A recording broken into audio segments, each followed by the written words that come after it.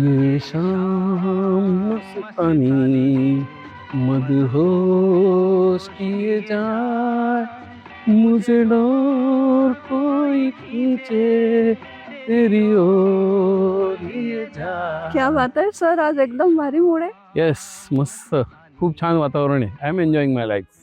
बरं, मी आता तुम्हाला एक थोडंसं डिस्टर्ब करू, क्वेश्चन करा करा विचारू. करा. तुम्ही 99 सालापासून लोकांना मदत करताय ना, hmm, for managing their finance and right right. Financial freedom. बरेच लोक झाले पण आहेत फायनान्शियल फ्री. येस तुम्ही येस, स्वतःही फायनान्शियल फ्री झाले आहात असं बरेचदा सांगता. राईट. तर अशा कुठल्या 2-4 गोष्टी तुम्ही लोकांच्या मनात रुजवू इच्छिता की फायनान्शियल फ्रीडम साठी? येस, चांगला प्रश्न आहे. ॲक्च्युली फायनान्शियल फ्रीडम अचीव करणं खूप सोपं आहे.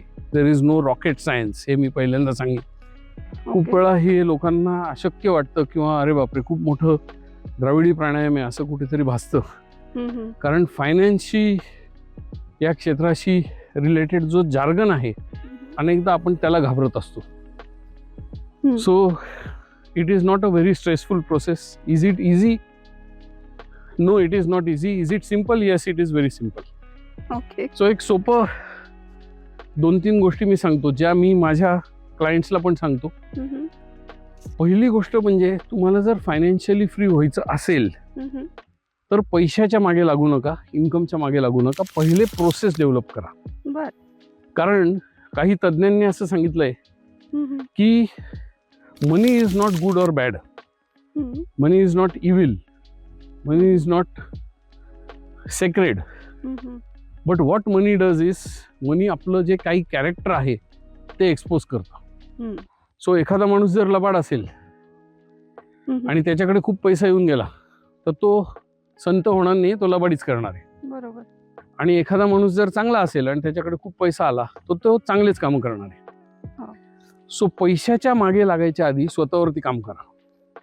तुमचं कॅरेक्टर नीट करून घ्या. कारण तुमच्या कॅरेक्टरमध्ये लोचा असेल तर ते पैसे येऊन पण तुम्हाला तो उपभोग घेता येणार नाही त्या पैशाचा. And you might create nuisance value for your self as well as for the society. So पहिलं स्टेप जी आहे ती म्हणजे स्वतःवर काम करणं, स्वतःमध्ये इन्व्हेस्टमेंट करणं. आणि त्याच्यासाठी मी माझ्या लाईफमध्ये मी पुस्तकं वाचतो. Great. So I have read more than 1200 books. मी अनेक वर्षांपासून पुस्तकं वाचतोय. आणि मी पुस्तक कसं वाचावं आणि स्पीडमध्ये कसं वाचावं ह्याच्यावर पण पुस्तकं वाचलेली आहेत. ते प्रॅक्टिस केलेली आहे जेणेकरून माझं वाचन फास्ट होईल आणि कमी वेळात मी जास्ती पुस्तकं वाचू शकतो. किती छान. Right. So first thing is work on yourself. आजच्या समाजामध्ये, आजच्या टेक्नॉलॉजीच्या जमान्यामध्ये पुस्तकं वाचणं अत्यंत सोपं झालंय. कारण फिजिकल बुक्स तर आहेतच. There are e books, there are audio books, there are YouTube videos ज्याच्यामध्ये आपल्याला पुस्तकं वाचता येतील.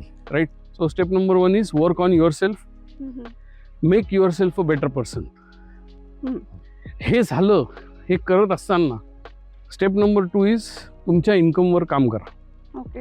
तुमचा जो काही नोकरी धंदा व्यवसाय आहे त्या नोकरी धंद्या व्यवसायाच्या ठिकाणी हा जो व्यक्ती आहे म्हणजे तुम्ही, तो आता ॲसेट झालेला आहे. तो चांगल्या पद्धतीने स्वतःला डेव्हलप करून तयार झालेला आहे.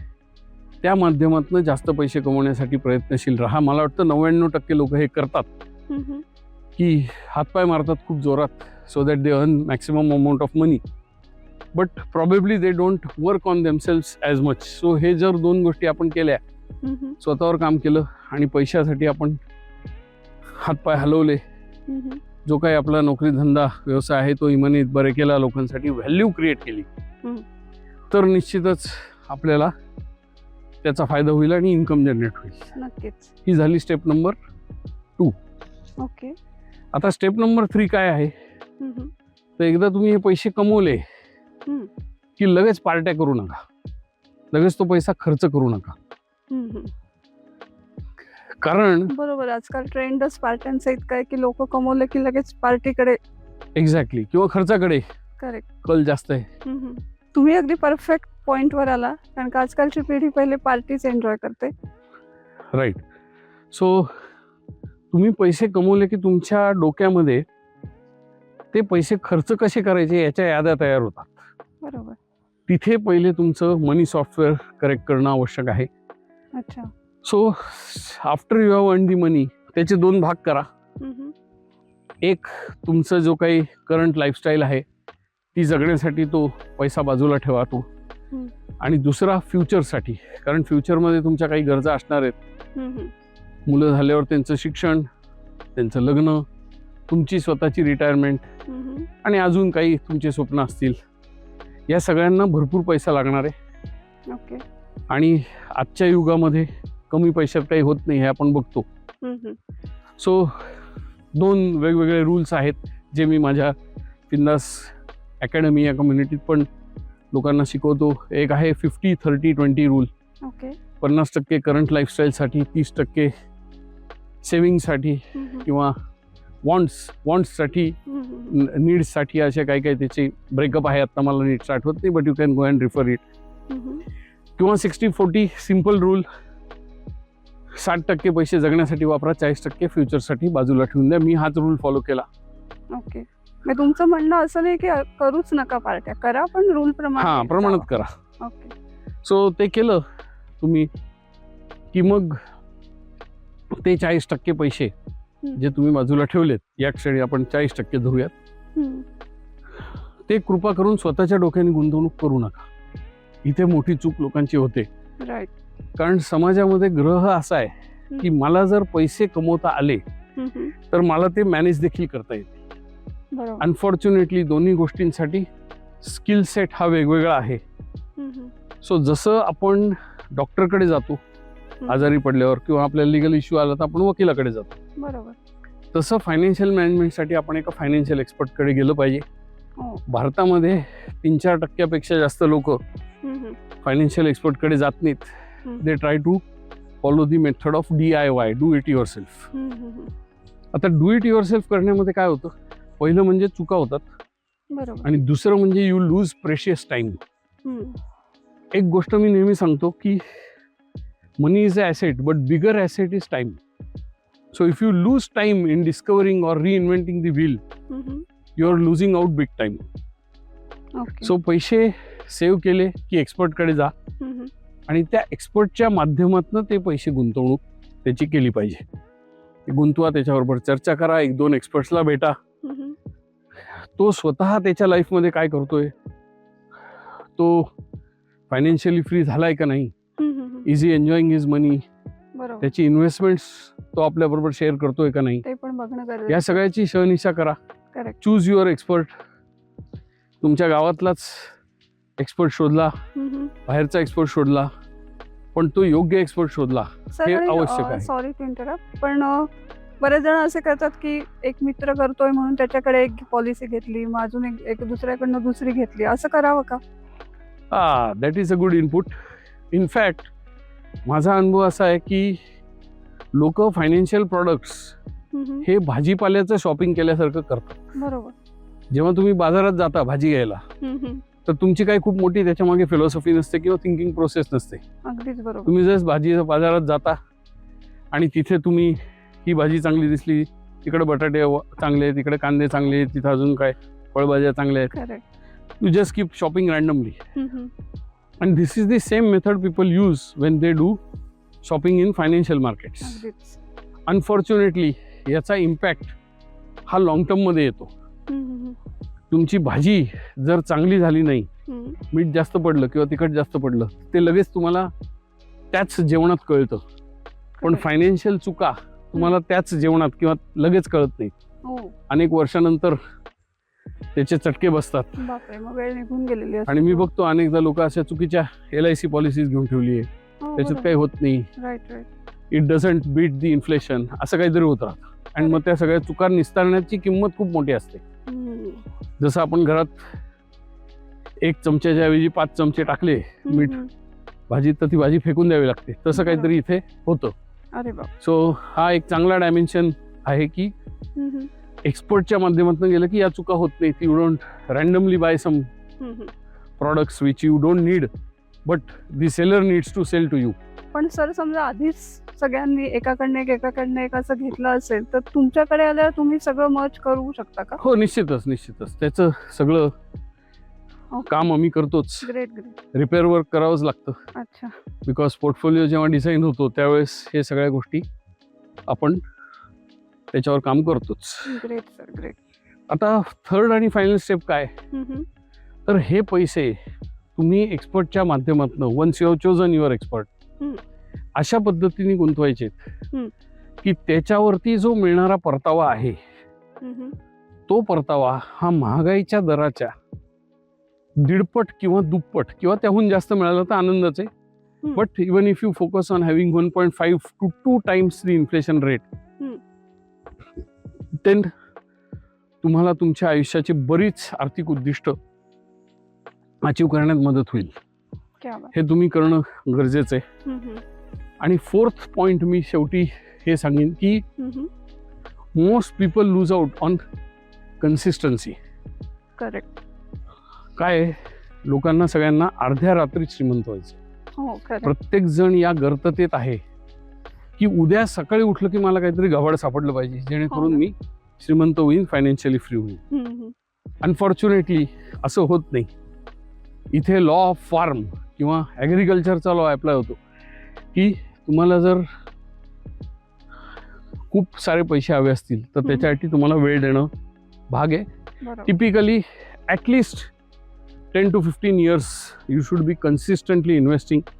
आणि भारतामध्ये 1%, इनफॅक्ट जगामध्ये 1% कमी लोकांना 15 वर्ष कुठल्याही गोष्टीत सातत्य ठेवणं हे जमत नाही. खूप कमी लोक आहेत जे 15 वर्षापासून एकच गोष्ट करतायत. So wealth building is like body building.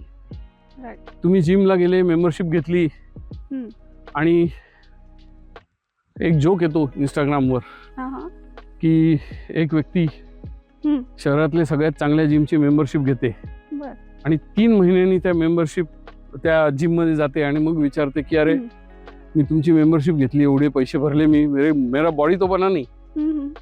भाई बॉडी बनाने के लिए तेरे को जिम में जाना पडेगा. राईट. आणि आपण आज बघतो एखाद्या माणसाची हेल्थ चांगली आहे, मसल्स चांगले डेव्हलप झालेत, 6 पॅक डेव्हलप झालेत, ते अर्ध्या रात्रीत होत नाही. त्याच्या मागे मेहनत. सो वेल्थ क्रिएशन आणि हेल्थ क्रिएशन टेक्स टाइम. तर तो टाइम द्या, स्वतःला तो टाइम द्या. आणि तो जर टाइम तुम्ही दिला तर I can tell you, I can guarantee that you will be proud of yourself. क्या बात आहे. ग्रेट.